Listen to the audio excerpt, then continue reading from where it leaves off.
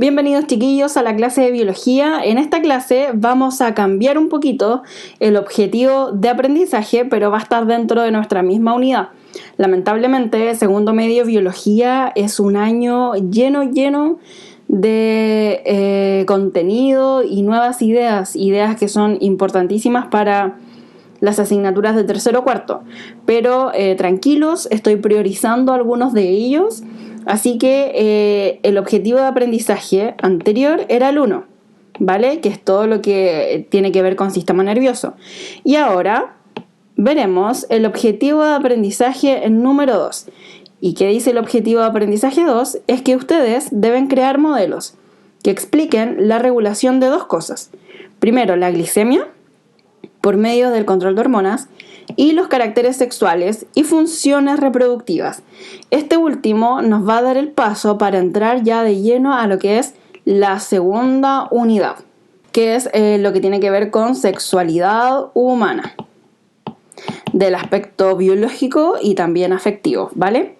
Entonces, comenzamos la clase considerando, cierto, que ya estamos con el objetivo de aprendizaje número 2. Ya vimos en la clase anterior de que la regulación de la función corporal está mediada por dos cosas. Por una cosa solamente vimos la clase anterior, que es el sistema nervioso. ¿Recuerdan? El sistema nervioso nos ayuda a coordinar todas las funciones en tiempo inmediato.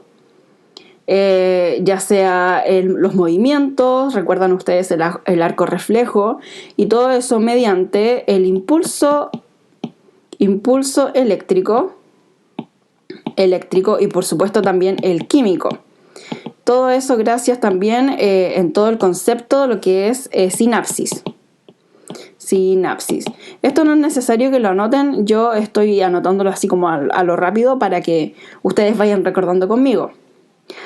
Y lo que veremos ahora es otro tema, pero relacionado también a la regulación de la función corporal. Y es el sistema endocrino.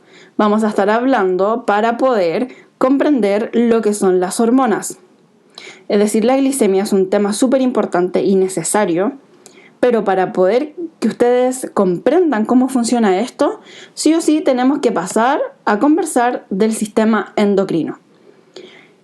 Es más, aparte de hablar de este tema, tenemos que hablar de otro tema muy importante en biología y en ciencias de la salud y en el fondo importante para todos, que es la homeostasis. Ya vamos a ver a lo largo de esta clase qué es la homeostasis. Por ahora quiero que esta palabra se quede en sus cabecitas para que luego la puedan ocupar en ejecutar una respuesta. Bien, comenzamos nuestra historia, esto sí lo anotan, comenzamos nuestra historia en 1860 aproximadamente, con Claude Bernard. Este personaje, el que está aquí, en realidad es bastante famoso porque Google le dedicó un doodle que se llama, que es cuando conmemoran a una persona en un día especial. Bueno, Google lo hizo. ¿Por qué? Porque Claude Bernard en realidad observó algo súper interesante. Él tenía, antes de que leamos, él tenía en unas placas Petri un cultivo de células, ¿ya? Y esas células son del cuerpo, obviamente, ¿ya? Del ser humano. Se dio cuenta que sobrevivían en condiciones de salud, es decir, que sobrevivían de forma óptima solo cuando la temperatura, la presión y la composición química del medio ambiente líquido permanecían relativamente constantes. Es decir, él que cultivaba, que le gustaba tener células en una placa Petri, se dio cuenta que si mantenía la temperatura, la presión y el líquido que estaba aquí entre medio de las células relativamente constantes, las células se mantenían vivas y saludables. Eso es lo que observó él. Entonces Claude pensó de que los líquidos que estaban rodeando estas células eran súper importantes. Y a eso le llamó medio interno. No confundirse, cuando yo siempre explico esto, voy a dibujar aquí un monito. Cuando yo explico el medio interno, los estudiantes piensan de que es todo el medio interno de nuestro cuerpo. ¿ya? ¿Qué es lo de adentro? Efectivamente sí, estamos hablando del cuerpo humano, ya no de lo que nos rodea, y eso ya lo que nos rodea y lo vimos en primero medio. Entonces, el medio interno es mucho más que eso. Imaginemos un tejido. Recuerden nuevamente octavo. ¿Qué es un tejido? Aquí voy a dibujar un tejido. Un tejido es un conjunto de células del mismo tipo. Aquí voy a dibujar, no sé, un tejido de la piel, ¿vale? Acá tenemos muchas células, una al lado de otra, que va a formar este tipo de tejido que va a servir para alguna cosa. Entonces, el medio interno no es lo que está dentro de cada célula tampoco, eso sí que no es. El medio interno es lo que rodea a las células, porque por más juntitas que parezcan unas con otras, sí o sí hay un líquido que las está rodeando, y ese líquido debe tener unas propiedades químicas que le otorguen a la célula unas buenas características para poder sobrevivir. ¿Recuerdan ustedes los transportes de membrana? Activos, pasivos, que entran y salen moléculas. Entran y salen moléculas porque la célula necesita moléculas que hay afuera, ya sea las debe sacar o las debe entrar. Entonces, súper importante este medio interno. Entonces, cada vez, desde aquí en adelante hasta la eternidad, que yo diga medio interno, acuérdense que es el líquido que está entre medio de las células. Aquí dice, los líquidos que están rodeando las células de nuestro organismo. No piensen de qué es lo que está dentro. Eso sí que no. Esto se llama líquido intracelular y forma parte del 63% del líquido. Es súper importante también. Pero la otra parte, el 37%, es el líquido extracelular o medio interno. ¿Ya? Entonces, sigamos con la idea de Claude Bernard. Claude Bernard dejó en realidad su idea hasta ahí, ya con este descubrimiento fue súper importante saber de que las células podían vivir si es que el medio interno, el medio que los rodeaba, eran óptimos. Parece lógico, pero en ese tiempo no lo creían así. Así que, teniendo en cuenta esa idea, otra persona, que es Walter Cannon, él dijo, bueno, parece que esto va más allá de lo que es el medio interno. Así que Walter, por primera vez, introdujo el concepto que yo les dije al comienzo de la clase, que es homeostasis. ¿Y la homeostasis qué es? Según Walter, es el estado relativamente constantes en que se mantiene el ambiente interno. Ahí voy a borrar aquí porque parece que lo puse muy ancho. Voy a bajar un poquito. Ahí. De nuevo, entonces el estado relativamente constante en que se mantiene el ambiente interno y que se debe a la continua interacción entre los procesos, entre todos los procesos reguladores del cuerpo. Entonces, es un estado. La homeostasis, entonces, es un estado relativamente constante en que se mantiene el medio interno. Entonces, el medio interno, recuerdan ustedes que puede tener agua, tiene sales, tiene un pH determinado, tiene una el pH hace relación a la acidez, ¿ya? Tiene una temperatura y también tiene azúcares, que es la glucosa. Y en este líquido están rodeándose las células. Ahora, se tienen que mantener todos estos parámetros en equilibrio, ¿ya? Para que una célula viva. Si estos parámetros, por nombrarlos algunos, si estos parámetros no se mantienen en equilibrio o si se alteran alguno de ellos, por ejemplo, intervienen los mecanismos homeostáticos, es decir, el cuerpo humano siempre quiere que estos parámetros estén regulados, porque con estos parámetros regulados va a poder vivir óptimamente. Si estos parámetros no lo están, entonces el cuerpo humano va a tener que hacer de que logren tener homeostasis. Entonces, esta homeostasis es un estado de todos los organismos. Un organismo que mantiene todos estos parámetros relativamente constantes. No sé si me explico.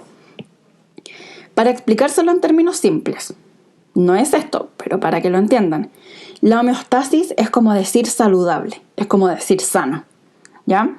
Entonces, un organismo sano va a querer de que todos estos parámetros, ¿ya?, estén relativamente constantes, es decir, que suban y que bajen también, pero que no se disparen, ¿ya? O que no bajen demasiado. Tiene que estar como relativamente constante. Pueden subir y bajar, pero siempre deben mantenerse dentro de un parámetro, ¿ya? Eso es relativamente constante. Cuando los estudiantes me colocaban que la homeostasis es el estado constante en que se mantiene el ambiente interno, bla, bla, bla, bla, bla, no. Malo, completamente malo, porque esta palabra es súper, súper importante. Porque ya vamos a ver en un gráfico que tengo más adelante, nos vamos a dar cuenta de que no todo es constante, que todo va a cambiar en el tiempo, pero lo importante es que se mantenga relativamente constante.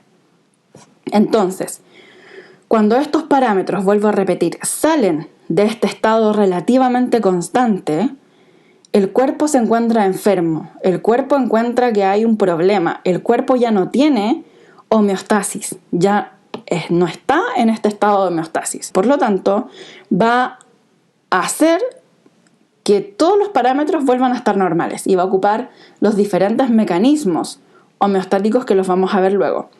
Pero para decirles un poquito, el mecanismo que regula la glicemia es un mecanismo homeostático, ¿ya? Entonces, sí o sí, les tenía que contar esta historia antes. Ahora sí, un ejemplo de homeostasis. Acá tenemos la glucosa. El eje X, aquí acordarse de funciones, en biología se ocupan muchas funciones. El eje X es el tiempo. El eje Y son la cantidad de glucosa en la sangre, ¿ya? Es decir, en el medio interno. Recuerden ustedes, la sangre en el medio interno. Entonces, la glucosa va a variar desde cantidades de, no sé, desde 83 más o menos miligramos por ml hasta casi los 100 a lo largo del tiempo. Y eso es completamente saludable y normal. Es decir, vamos a tener un aumento de pronto de la glucosa en la sangre y de pronto vamos a tener una disminución. Cuando esto deja de ser saludable, cuando este azúcar en la sangre se dispara y llega, por ejemplo, a 200, eso ya no es saludable. Por lo tanto, el cuerpo va a hacer de que esto baje nuevamente y que se mantenga en la homeostasis, en algo relativamente constante. Entonces, ¿se dan cuenta ustedes de que esta voy a borrar aquí, de que este valor de la glicemia en realidad no es fijo, no es algo que vaya así, completamente constante, sino que es un valor que va oscilando en el tiempo, va subiendo y va bajando? Eso no significa que esté malo, simplemente que no es constante, es relativamente constante. Aquí entonces ustedes pueden leer esto, deben hacer este dibujo en su cuaderno y anotar por supuesto lo que sale abajo, porque es súper, súper importante. Casi nunca digo que lo anoten textual de la diapositiva, pero en este caso sí necesito que lo hagan, ¿vale? Y para terminar, en realidad no quise abrumarlos con tanta información, este término es relativamente nuevo para ustedes, pero en Classroom voy a dejar una imagen en la cual ustedes van a explicar detalladamente ya lo que está ocurriendo en este gráfico, utilizando en su respuesta la palabra homeostasis. ¿A qué me refiero con detalladamente? Pueden dividir, por ejemplo, el gráfico en dos y explicar lo que está pasando aquí antes de no sé, a ver, algo más sencillo. Lo pueden dividir en el 3, ¿ya? Y explicar lo que pasa antes del 3 o lo que pasa después del 3. O quizás me parece más apropiado dividirlo aquí. Esta primera línea, que es de la persona diabética, lo voy a dividir acá, lo que pasa antes y lo que pasa después. Y esta persona de acá lo voy a dividir aquí, lo que pasa antes y lo que pasa después. Esa sería una buena descripción de lo que está ocurriendo en el gráfico, ¿ya? Entonces son como unos 4 líneas. Lo vamos a hacer así mejor. 4 líneas. La persona diabética, lo que pasa antes del pic, ¿ya? Y lo que pasa después del pic. Ahí tenemos las dos líneas. Y de la persona no diabética, lo que pasa antes del pic y lo que pasa después del pic. Ahí tenemos esta explicación detallada. Y además recuerden ocupar en cada una, o en al menos una, la palabra homeostasis. O si lo requieren, pueden hacer una nueva frase donde diga homeostasis. ¿Vale?